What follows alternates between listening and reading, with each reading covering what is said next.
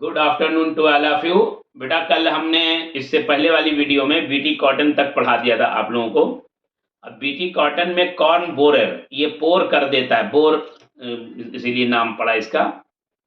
अब आ जाइए paste resistance plant. बेटा देखिए ये क्या चीज है, ये इसे हम कहते हैं RNAi interference, RNA induce silencing complex. दोनों के लिए बातें समझनी हमको। तो इसमें आपको याद रखना है मेलोइडोगाइनी इनकॉग्निशिया, मेलोइडोगाइनी इनकॉग्निटा भी कहते हैं इसे। मेलोइडोगाइनी इनकॉग्निटा एक निमेटोड है बेटा, और ये रूट नॉट डिजीज कॉज करता है टोबैको प्लांट में। तो इसकी प्रोडक्शन बहुत कम हो जाती थी, तो साइंटिस्ट ने सोचा कि इसको भी पेस्ट रेजिस्टेंट प्लांट बना ही दें।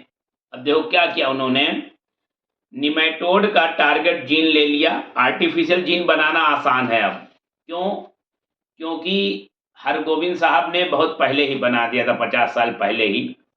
तो सेंस और एंटीसेंस जीन ले लिया बेटा, इसको एग्रोबैक्टीरियम के साथ जो है कनेक्ट कर दिया, फिर इसे प्लांट में इंसर्ट कर दिया। प्लांट में जब ये गया तो सेंस और एंटीसेंस आरएनए बना इससे, और ये सेंस और एंटीसेंस आरएनए कॉम्प्लीमेंट्री होते हैं, तो मिल करके डबल स्टैंडर्ड आरएनए बन गया।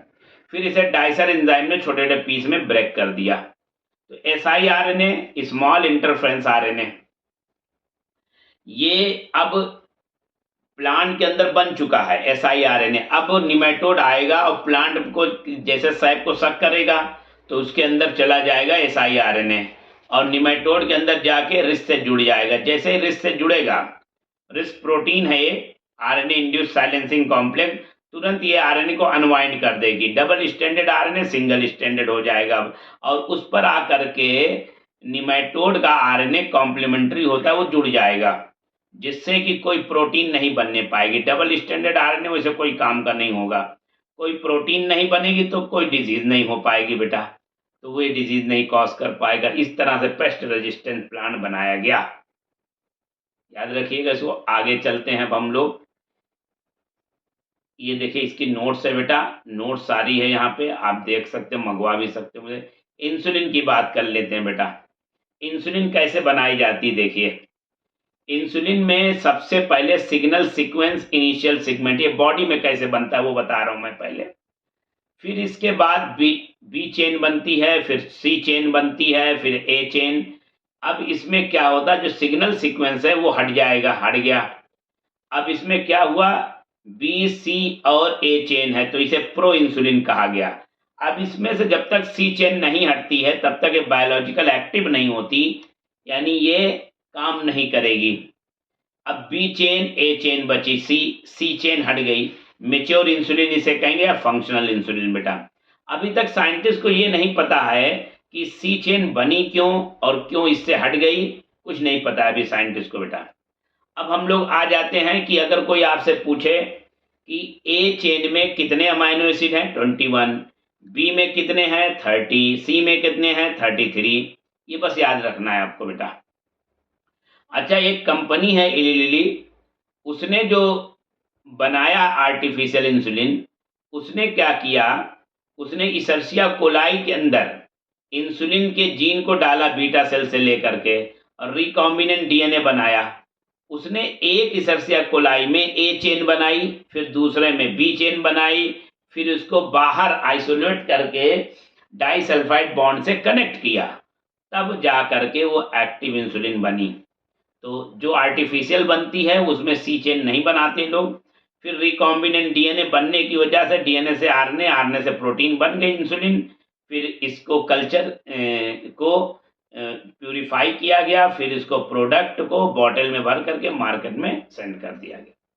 ह्यूमिलिन, ह्यूमन इंसुलिन ह्यूमन से बनाई गई लेकर के बीटा से। पोर्सिन पोर्क से बनाई गई यानी पिग से। बोआइन बीफ से बनाई गई, गाय भैंस से। ये सारे नाम है बेटा, इसको याद रखिएगा। ये नोट्स है बेटा, आप देखिए नोट्स मैं नहीं बताता हूँ, ये नोट्स सारी है, आप स्क्रीनशॉट ले सकते हो। कभी कोई जल्दी मैं स्लाइड कर दूं तो समझिएगा कि ये आप मुझे फ़ोन कर लीजिए। ये अब दूसरी वीडियो देखो बेटा, जीन थेरेपी। पहली बार जीन थेरेपी जो है वो एक 4 साल की बच्ची में चिक्की की गई थी। और कई बार क्वेश्चन ये आया कितने साल की बच्ची थी, किस ईयर में जीन थेरेपी की गई, 1990 में। किस एंजाइम की कमी थी उस बच्ची में, तो ये आपको याद रखना है, एडीए की कमी, एडिनोसिन डीएमिनेज, और इसे कहते हैं स्किड। अब जीन थेरेपी साइंटिस्ट ने सोचा कि एम्ब्रियनिक स्टेज में या जाइगोटिक स्टेज में की जाए तो ज़्यादा सक्सेसफुल रहेगी, क्योंकि उन्होंने बहुत सारी चीज़ें, बोन मैरो को चेंज करके देख लिया, उन्होंने जो है लिम्फोसाइट को चेंज करके देख लिया, जितनी पॉसिबल हो सकती सी चीज़ें उसको करके देखा। फिर इस जो है उन्होंने कहा कि हम लोग सबसे अच्छा होगा कि एम्ब्रियनिक स्टेज में ही जीन को चेंज कर दिया जाए और परमानेंट क्योर यही रहेगा। चलो बेटा बाय, बस दूसरी वीडियो यहीं तक है, एक लास्ट वीडियो मैं बनाऊंगा दूसरे दिन। अब ओके, थैंक यू, बाय बेटा, सब्सक्राइब लाइक करते रहिए, bye bye to all of you, notes मुझसे मांगते रहिएगा, बाय बाय।